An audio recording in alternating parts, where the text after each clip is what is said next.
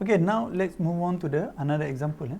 So from here we can see that they have two poles. Okay, 50 hertz induction motor supplies 15 kilowatt to the load at speed of 2950 rpm. Okay, this is what does it mean of this power and also this speed. Okay, so from here we can see that this is the P converted. Okay, so or the mechanical power. Okay, and this one is the load speed. Okay, so this is the Nm. Okay, so let's try to solve the problem. Okay, so we already have we already know that the Nm, so Nm is equal to 2550 rpm, and the P converted is equivalent to 15 kilowatt. Okay, so for A, what is the slip of the motor? Okay, this is a bit easy. So what we want to look for now is the firstly we need to see to find the value of N sync. Okay, the N sync equivalent to 120 Fe divided by number of pole. So 120 times with 50 divided by 2 is equivalent to 3000. Okay, 3000 rpm. Okay, so now they want to find the slip. Okay, the motor slip is equivalent to S. Okay, or the slips N sync minus Nm divided with N sync. Okay,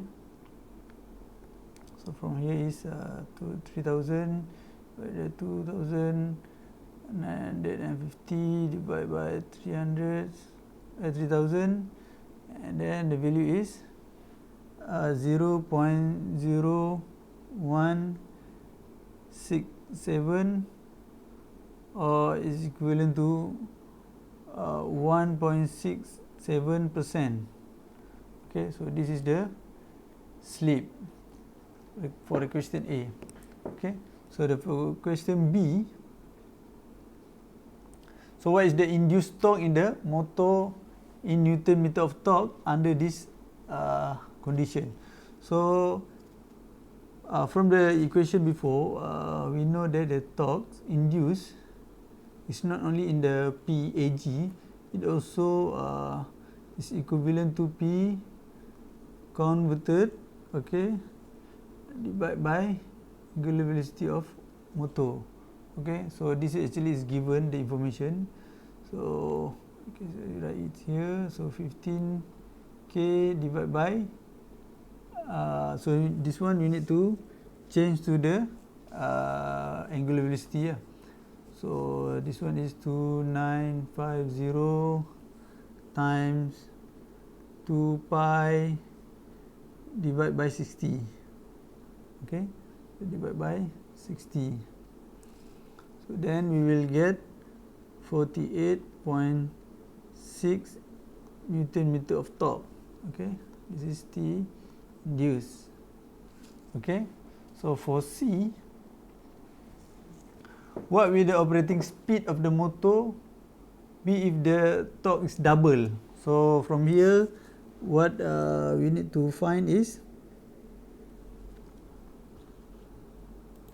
so if you still remember, they say the torque is double. So from the graph, okay, if you see from the graph is over here is linear, and then the maximum become the starting torque. So at this point, okay, the operating working, okay, environment. This is the working point, working area. Okay, at the working area, the graph is linear. So at the point, so this is the full load, okay. So the slip at this point is equivalent to 1.67. Okay, so when the torque is double, okay, when the torque is double, torque is actually double to the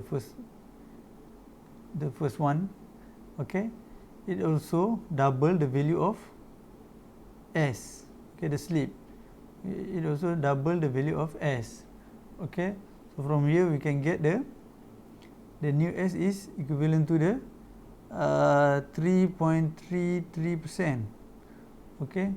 So the velocity, the Nm at this point, okay, is equivalent to 1 S times with N C, okay. So 1 minus 0.0333 times with NC. NC is 3000 RPM, okay, and now the value is 2900 RPM, okay, not so much different with the previous with the original one. Okay, now we want to look at the last one is the T, okay. So how much power will be supplied by the motor when the torque is double. So when the torque is double, so at this point, so what is the value of power, okay. So we use the same formula over here, with the same formula, but what we want to look for is the P converted. So the P converted, okay, P converted is equal to torque induced times with the angular velocity of motor. So torque induced is double, the torque is double from here, okay. So 48.6 times 2 and then times the angular velocity, okay. So this one is equivalent to, this one is RPM, okay. So this is in RPM. We need to convert it first, okay. So times 2 pi divided with 60, okay. So we will get 29.5 kilowatt, okay. So please understand, I believe at this point, so when they ask you about the torque double, so the easiest way is by look at the linear, okay. So linear means once the speed is double, the torque is double, the speed also, or the slip also will be double, the slip will be double, okay. So once the slip is double, so we can measure the value of motor speed, and we also can measure the new power, okay.